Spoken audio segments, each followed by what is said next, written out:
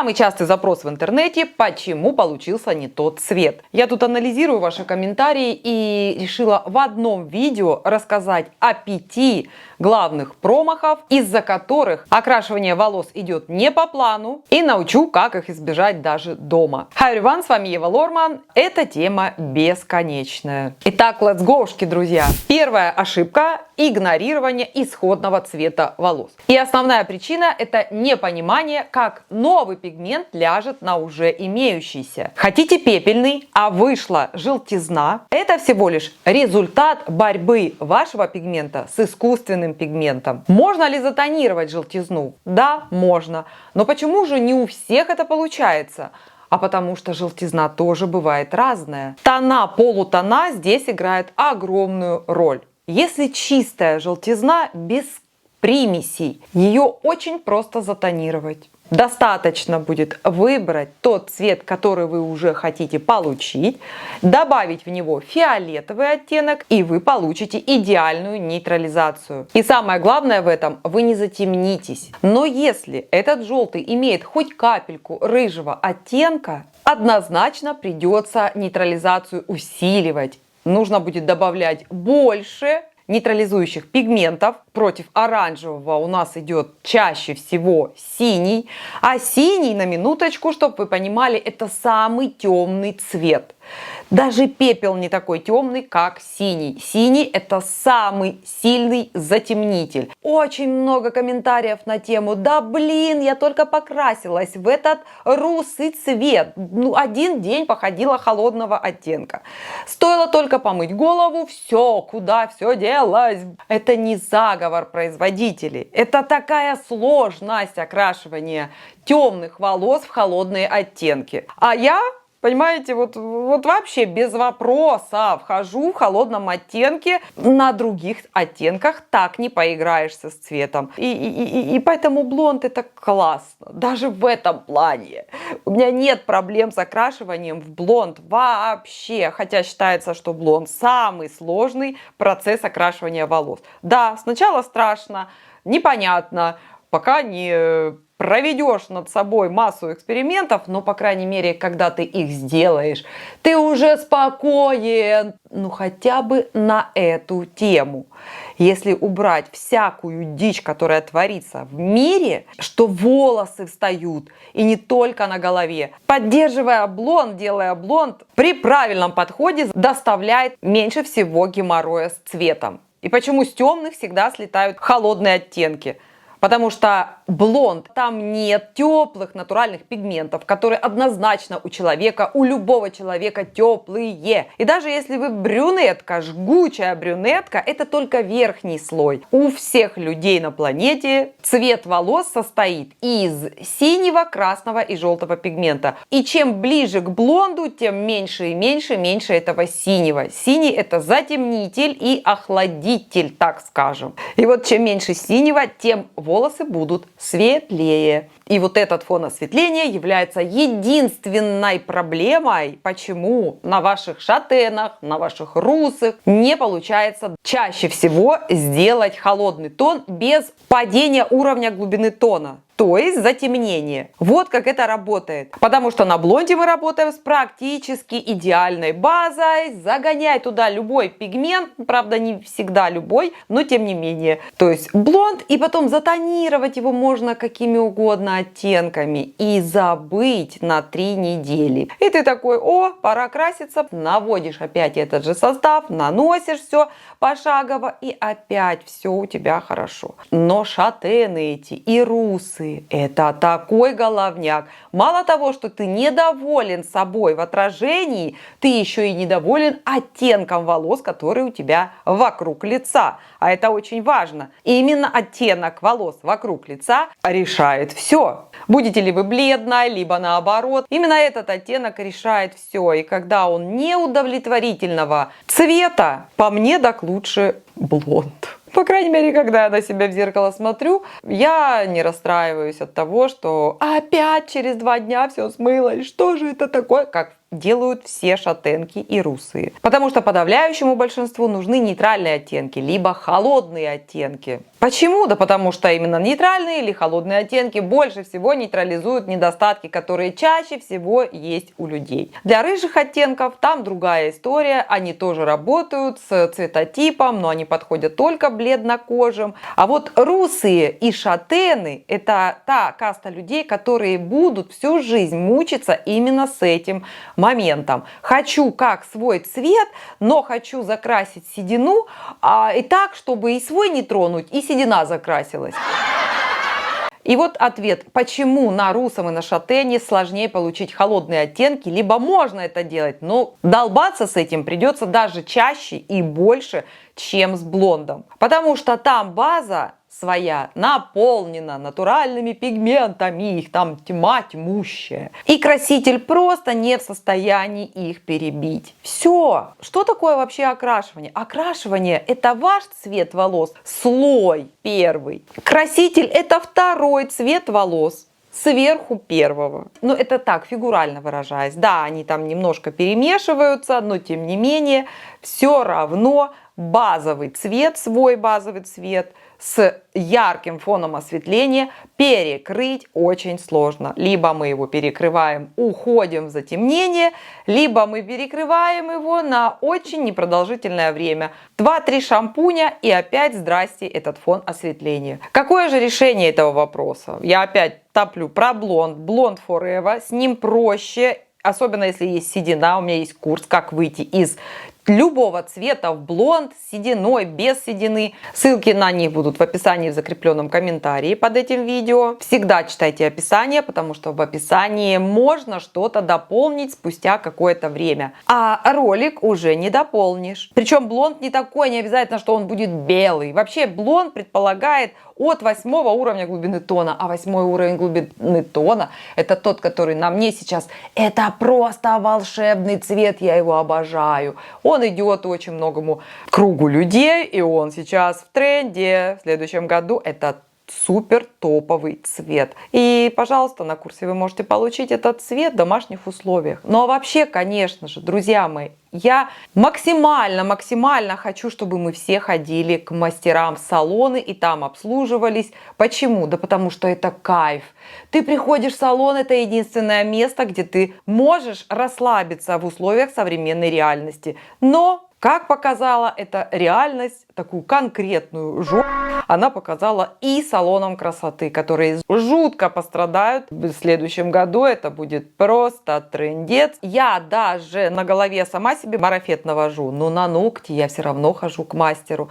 Я могу их сама делать, но я специально хожу в салон, чтобы там отдохнуть, чтобы кайфануть, слушать какую-нибудь приятную музыку, смотреть какой-то фильм и ни о чем не думать, просто смотреть, как все наводят марафет, потому что там аура соответствующая. И однозначно поход в салон – это праздник. И сейчас этот праздник хотят у людей отнять. И единственная тема, которая меня спасает от этой всей, это волосы. Итак, шатен русый на самом деле это цвет волос, который гораздо сложнее поддерживать в холодном или в нейтральном оттенке. А также работать с сединой вперемешку вот с этими натуральными русыми оттенками, когда ты хочешь и седину закрасить, и свой цвет не тронуть, как-то так закрасить, чтобы седина закрасилась. Мэджик такой. В общем, по этой причине, из-за насыщенного фона осветления русого и шатена и устраиваю вот эти танцы с бубнами. Ну что же делать? Ну, как минимум, действительно правильно покраситься. Подобрать такой алгоритм окрашивания под свою базу, чтобы корни были максимально холодные после окрашивания и длина тоже не так сильно смывалась. Их существует несколько под определенные базы. И для одной базы существует 3-4 алгоритма, потому что первый алгоритм это для тех, кто любит спокойно относиться к теплым оттенкам. Пусть они не холодные, ближе к теплым, но этот алгоритм он быстрый. Второй алгоритм для тех, кто хочет похолоднее. Третий алгоритм, кто хочет еще более холоднее, тот же русый. Один на всех.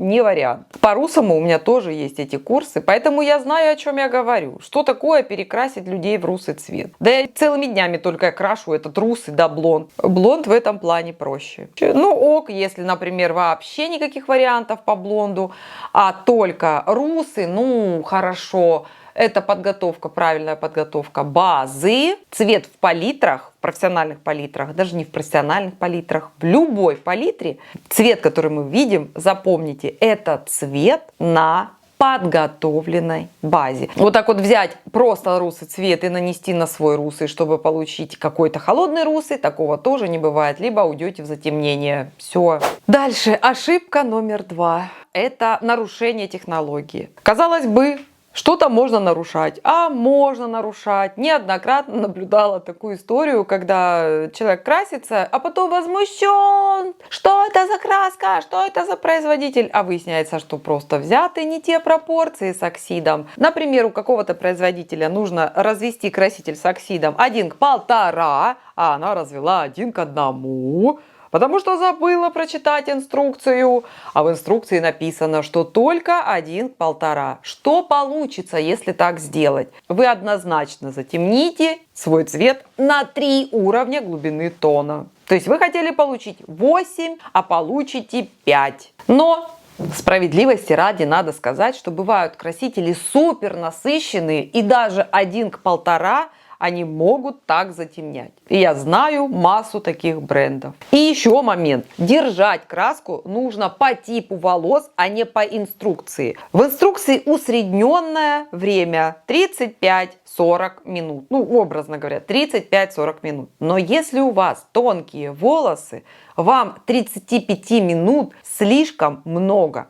Вам нужно максимум 20 минут. Вот проявился цвет, все, идите смывайте. Вам нужна своя порция этих молекул. И, конечно же, как выбрать оксид. Правильно ли вы подбираете оксид? Потому что если вы приходите в профессиональный магазин, и там стоит девочка, которая не обременена совершенно никакой информацией на этот счет, потому что она еще неделю назад работала в хлебном магазине, а сейчас она стажируется, как вы думаете, что она может вам посоветовать? Вы себе сами можете больше посоветовать, чем она. Это не про всех, конечно же, это не про всех, но часто такое, согласитесь, бывает, что администратор либо консультант, он просто не в теме, он не понимает, что вы от него хотите. Ладно, не будем докапываться до этих бедных консультантов. Это такая тоже тема сложная достаточно, реально сложная. От оксида очень много на самом деле зависит. Поэтому, если у вас есть классный мастер, колорист, держитесь за него. И даже если он будет там переезжать с места на место, проще реально за ним поездить. Про второе мы поговорили. Не нарушайте инструкцию, либо, вот тоже часто такие прикольные комментарии попадаются мне. Продержала 45 минут, черная стала, что ж такое, что за производитель? Почему вы не смотрите, что происходит с цветом, когда вы его держите на волосах? Объясните мне, пожалуйста. Когда вы дома краситесь, вы вообще не должны отходить от зеркала ни на секунду. Даже я, когда людей крашу, я каждые 10 минут подхожу и смотрю, что происходит. Я могу человека красить десятилетия одной и той же краской, но я все равно подхожу и смотрю, что происходит. Потому что мало ли какая партия будет. Ну что ж такое бывало? Партия какая-то неудачная. А кому ты будешь потом что доказывать? Поэтому, чтобы себя обезопасить, даже в домашних условиях не отходите от зеркала, когда сами красите. Вы же сами себе в ногу стреляете. Уйти через 45 минут. Совершенно неправильно. Краситель имеет свойство созревать. Каждую секунду все больше и больше созревают его молекулы. Они все больше раскрываются. Вы думаете, откуда вообще берется цвет? Вдруг вот эта белая масса превращается в какой-то цвет. Откуда это? Да потому что молекулы под воздействием вот соединения с оксидом, с перекисью водорода, они начинают созревать, как цветочки, так распускаются. И чем сильнее распустившийся цветочек, тем он что? Ярче. Также и молекула краски. Она все больше растет и становится все заметнее и заметнее.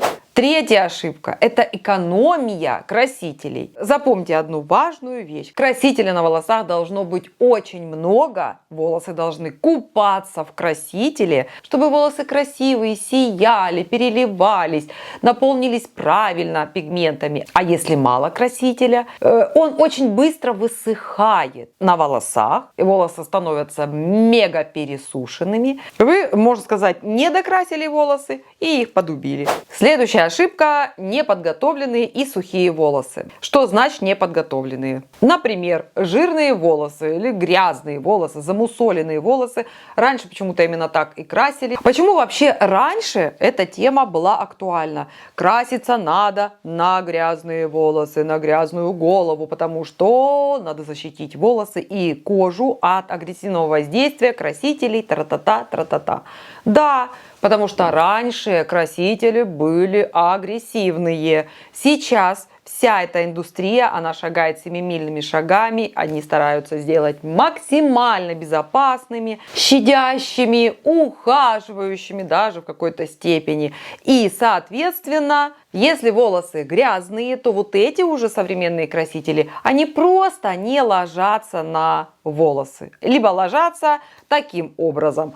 То есть представьте, у вас волосы, и вот они неравномерно замусолены. И там, где будет больше кожного сала, там вообще краситель может не лечь. Вот просто не взяться. А рядом будет участок, где меньше будет кожного сала, и там краситель возьмется, и вы будете пятнистая только по причине того, что голова была не подготовлена, кожа была головы жирная и, соответственно, волосы тоже жирные. А если в другую сторону посмотреть, сухие волосы.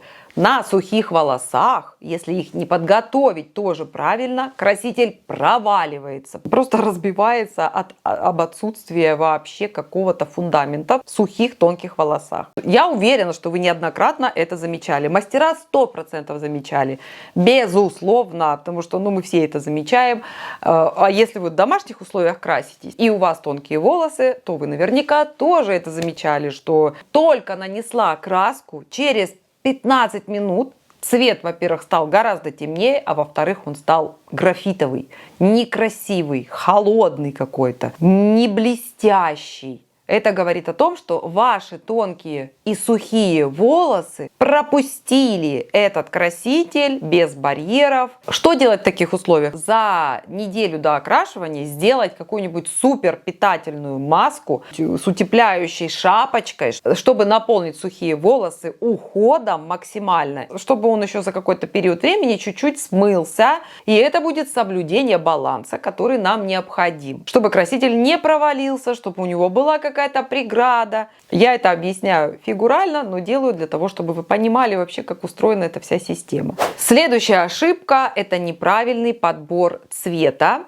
или тренда по цветотипу. Я уже выпустила видео «Тренды цвета волос следующего года» и «Тренды стрижек следующего года». Ссылки оставлю в описании под видео и в закрепленном комментарии. Посмотрите, кому интересно. И что я хочу сказать по поводу тех цветов, которые, например, я рассказывала в видео про тренды цвета. Там их несколько. И самое интересное, именно эти цвета можно очень просто и легко адаптировать под любой цветотип. Но. Даже если вы не готовы к радикальному изменению, хотя это так обнуляет, я вам должна сказать. Поменять цвет волос – это все то же самое, что, например, коротко подстричься. Тренды, которые я вам назвала, если вы не можете быстро вот так вот переобуться, сказать: ой, да мне пофиг, я сейчас быстро перекрашу туда, а потом, если не понравится, туда, то есть вы не настолько легкий на подъем в изменении своего имиджа, тогда добавьте просто в свой цвет волос эти оттенки.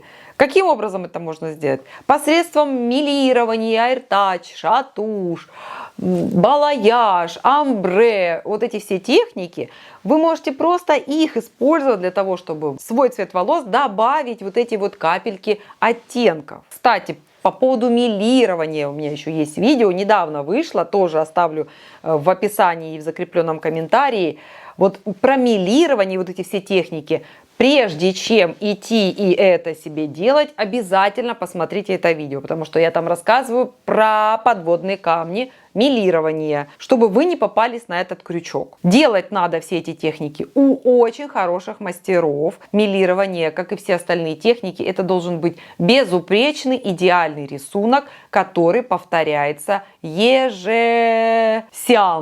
То есть, когда вы приходите на новый сеанс окрашивания, вам должны ее полностью повторить, эту технику, без затрагивания ранее осветленных волос.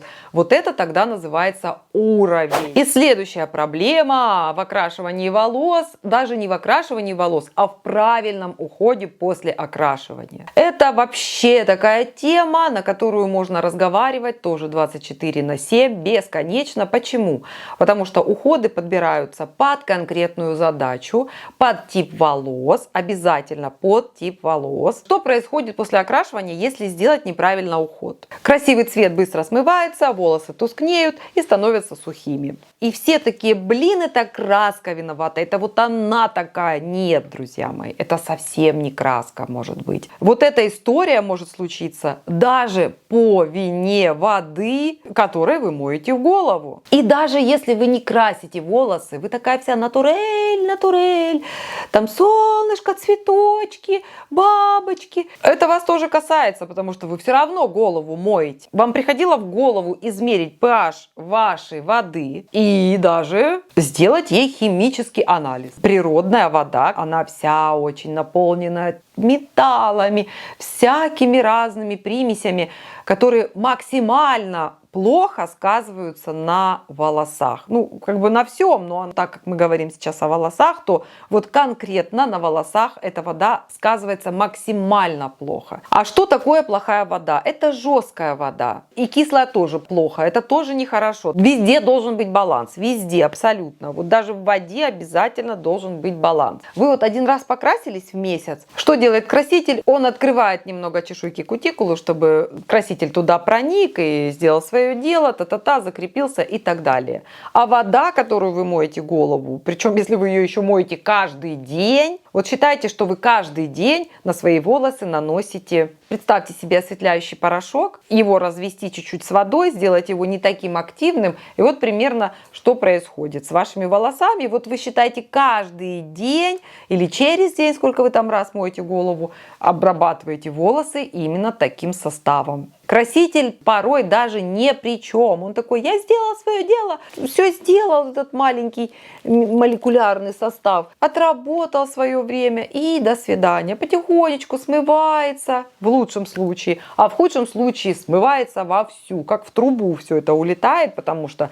из-за вот такого качества воды кутикула открывается, как не в себе постоянно причем. И она даже не успевает закрываться, потому что вы помыли голову, пока там посушили, а если еще фен без ионизации, обычный простой фен, кутикула такая вообще охренеть. А за волосами как надо ухаживать в такой ситуации после окрашивания? Естественно, шампуни и кондиционеры только для окрашенных волос, желательно бессульфатные. И опять же вернемся к воде, ежедневный уход нужен обязательно тем, кто не красится, потому что здесь по большому счету от краски мало что зависит. Я знаю даже людей, которые не красятся, не сушат волосы феном, там лопухом буквально подтираются, но с их волосами происходит какая-то дичь. Почему? Потому что они не пользуются уходовыми средствами. Вот она голову помыла шампунем, а кондиционер, она решила, что он ей не нужен. Он, может быть, вашим волосам не нужен, но он нужен для того, чтобы нейтрализовать ту агрессивную среду, которая течет из-под крана. Хотя бы для этого нужно использовать кондиционеры. Однозначно уход – обязательное условие после каждого мытья головы. И самое главное, обязательно их хорошо смывать, потому что это кирпичики. Их молекулы заполняют пустоты, а излишнее количество на наших волосах нам тоже не нужно. Это как ремонт поверхности дорог. То есть нанесли и смыли. Обязательно раз в неделю маску. Ухаживающую маску, питательную. Для тех, кто не красит волосы, для нейтрализации агрессивной среды после мытья головы, а для тех, кто красит волосы, естественно, для того, чтобы их максимально поддерживать в хорошем состоянии. И плюс еще для того, чтобы краситель с волос смывался как можно медленнее. Вот такие, казалось бы, мелочи. Мало кто на это обращает внимание. И самое главное, что пропустив один какой-то шаг, следующий шаг может не дать нужного результата. Это какая-то прям таблица умножения для людей, кто заботится о своих волосах. Бренды. Обязательно будет вопрос по брендам. Вот, а посоветуйте какие-то бренды. Знаете, я вам что скажу? Я вам сейчас на камеру ничего советовать не буду, а списком оставлю под вот этим видео в описании и в закрепленном комментарии. Прям, вот просто во время записи мне пришла эта идея, просто the best идея. Потому что сейчас вот так вот моментально и не вспомнишь, потому что все-таки любой даже бренд надо расписать. В описании оставлю список. Если вы вдруг сейчас этот список не найдете, когда это видео выйдет, ну, значит, вернитесь еще раз к этому ролику. А проще, наверное, вообще под каждым видео, наверное, выпускать. Очень много обращений по поводу, где купить какие-то расчески, где купить какие-то ножницы, где купить термозащиту. Какая термозащита? Кстати, напишите в комментариях, вас это интересует вопрос по термозащите. Вообще, что такое термозащита, какая она должна быть и так далее, и так далее. Пишите, задавайте вопросы в комментариях. Я буду отвечать на них вот в таком развернутом виде. Потому что на самом деле это такая бездна, это такой океан. Плюс еще этот искусственный интеллект, друзья мои. Я вам еще про искусственный интеллект видео ни разу не сняла. Я каждый раз хочу убрать вот эту долгую, нудную систему написания собственными ручками статей вот таких огромных, именно вот для съемок видео, чтобы в чем-то не ошибиться и так далее. Это занимает безумное количество времени. И хочется, конечно же, себе этот процесс упростить. И вы понимаете, что ни разу мне это не удалось сделать, потому что когда я читаю его ответы, я понимаю, что, знаете, я бы так сильно ему не доверяла. Я обязательно сниму, как мы общаемся с искусственным интеллектом, вплоть до того, что я ему, когда пишу, что нет, ты не прав здесь, ты тут не прав, он мне пишет: боже, пользователь такой умный, просто гигант мысли. Я пересмотрю сейчас, секунд 15. Да, точно. Ой, простите, больше не буду. Давайте я исправлюсь. И вот такие ответы мне дает искусственный интеллект. Недавно увидела в сетевом магазине робота. Сначала такая: какая прелесть! А потом представила, что во всех магазинах это прелесть. И поняла, а мне так не хочется.